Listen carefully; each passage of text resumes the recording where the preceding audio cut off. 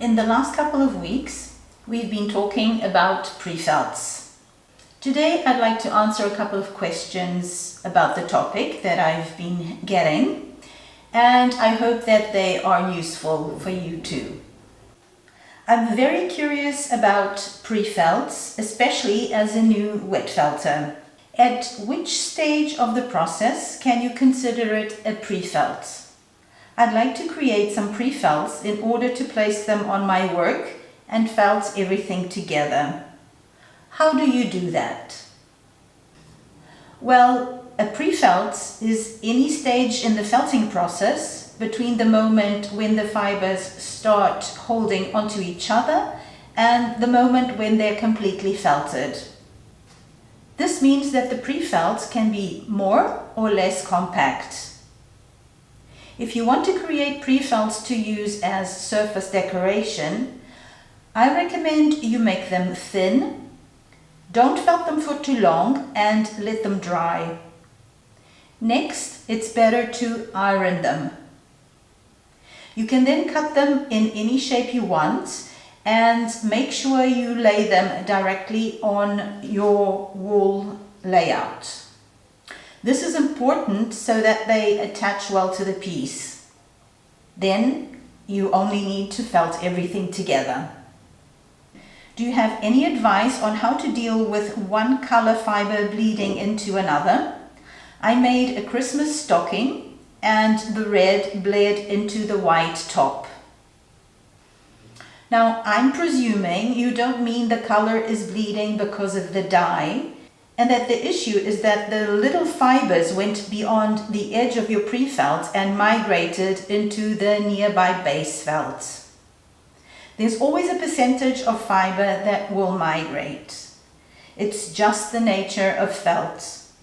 Nevertheless, there are ways to reduce this. Here are a couple of tips. Coarser fiber will bleed more into the background than a finer fiber because it's more aggressive. Try using finer fiber for this type of project. If there's a big contrast between the colors, it's more noticeable. In your case, the fact that your background color was white may have contributed to that. If the pre-felt is very soft when you place it on the background, it will also tend to bleed more since it releases more fiber. There's a sweet spot where the pre-felt is firm enough to be more stable, but it still attaches well to the background. You'll have to make samples to get the feeling for this, but I recommend you don't go beyond a 10% shrinkage. Avoid aggressive felting methods. Rolling is among the less aggressive ones and it works well for pre-felts. One of the things I also recommend is that you work slowly. Felt likes to be treated gently. Now have a look at this image. This piece was made with extra fine merino and felted softly. But you can still see some fiber migration, especially on the white. If you want to make very well defined edges, butting up against each other, do you actually cut the pre-felt? What about the raw edges? Or how do you get a straight, solid edge? Yes, you do cut the pre-felts in any shape you want, and you can place the pieces against each other just like a jigsaw puzzle. The important thing is that you felt it gently so that it holds in place and maintains the shape. How do I solve the problem if my pre-felt doesn't stick properly to the base? Now I have two suggestions to solve this. One, if you haven't completed the felting process, the best way is to attach it with a couple of stitches. With the pre-felt in place, you can then finish the felting process. I'd recommend gentle rolling for this, along with lots of patience. 2. You can also needle felt it. This is a good solution even if the felting process is almost finished. After that, wet felt again by rubbing the needle felted area. Can you use a sander to make pre-felts? Yes, you can. I'd say rubbing, rolling and sanding are all good methods to create pre-felts. Remember that a pre-felt is made in the exact same way as a felt.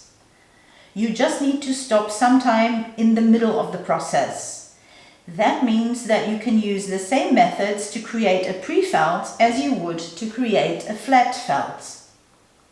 I'm wondering if you can layer 2 sheets of pre-felt on top of each other and wet felt. Will they bind together? If yes, how many layers could you successfully layer and wet felt together? Pre-felts attach to each other as long as they aren't very advanced yet. So that means you can felt several sheets of pre-felt together. How many will depend on how thick they are. In this image, you can see a piece I made with pre-felts. As you can see, they did attach well to each other. I hope there was something in the questions today or in my answers that was interesting for you as well and that has solved some of your problems with pre-felts.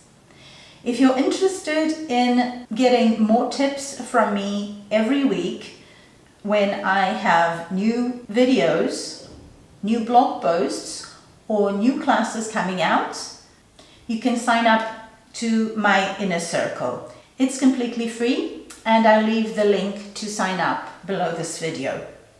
That's all for today. I hope to see you again next week.